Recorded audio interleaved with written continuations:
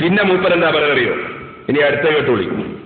ഇയാള് എന്റെ ഒരു പ്രസംഗം നാദാപുരത്ത് വെച്ച് ഞാൻ പ്രസംഗിച്ച എന്താ പ്രസംഗിച്ചത്?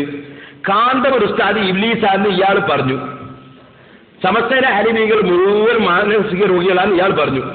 അതിനെ സംബന്ധിച്ച് ഞാൻ ആദ്യത്തെ ദിവസം കേൾപ്പിച്ചിട്ട് പിറ്റേ ദിവസം ഞാൻ പ്രസംഗത്തിൽ പറഞ്ഞു കാന്തപുരം ഇബ്ലീസാന്ന് പറഞ്ഞ് ഞാൻ ഇന്നലെ കേൾപ്പിച്ചിട്ടുണ്ട്. അതുപോലെ തന്നെ സമസ്തയിലെ അലിമീങ്ങളൊക്കെ മാനസിക രോഗികളാന്ന് പറഞ്ഞ് ഞാൻ കേൾപ്പിച്ചിട്ടുണ്ട്.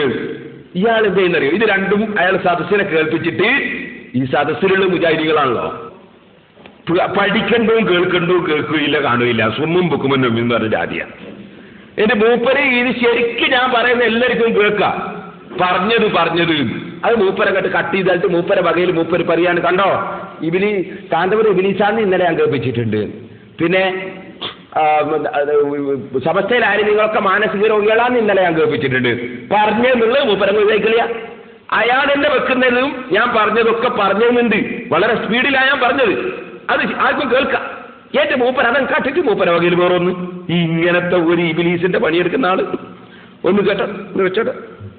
ഞാൻ പറഞ്ഞുകൊണ്ടാരും കേൾപ്പിക്കും. എന്റെ മൂപ്പര് വേറെ ഒന്ന് കേൾപ്പിച്ചു. അടുത്തത് നിങ്ങൾ കേൾക്കാൻ പോകുന്നത് എന്തറിയോ? മൗലവി ഉള്ളാളം തങ്ങളെ ചീത്ത പറയുന്ന ഇൻഷാള്ള ശേഷം ഞാൻ കേൾപ്പിക്കുന്നുണ്ട്. കാന്തപുര ഉസ്താദ് ഇബ്ലീസാണ് ഇന്നലെ ഞാൻ കേൾപ്പിച്ചിട്ടുണ്ട്. പിന്നെ അതുപോലെ പലരെ പറ്റിയും പറഞ്ഞിട്ടുണ്ട്. സമസ്തയിലെ മുഴുവൻ ആലിമുകൾ മാനസിക രോഗിയാണെന്ന് ഇന്നലെ ഞാൻ കേൾപ്പിച്ചിട്ടുണ്ട്. കണ്ടോ?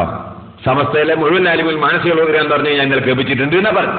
അതിന് മൂപ്പര് പറയുന്ന കേട്ടോടെ നിങ്ങള് അതേ വരെ കേൾപ്പിച്ചിട്ട് പറയാണ് ഇയാള്. കാന്തപുര ഉസ്താദ് ഇബ്ലീസാണ് ഞാൻ ഇന്നലെ കേൾപ്പിച്ചിട്ടുണ്ട്. മുഴുവൻ ആലിമീങ്ങളും മാനസിക രോഗികളാണ് ഞാൻ ഇന്നലെ കേൾപ്പിച്ചിട്ടുണ്ട്. കേട്ടാ? പറഞ്ഞെന്നുള്ളത് മൂപ്പരം കെടുത്തി കഴിഞ്ഞു. മുന്നിൽ നിന്ന് കക്കുന്ന കളവായിരുന്നു.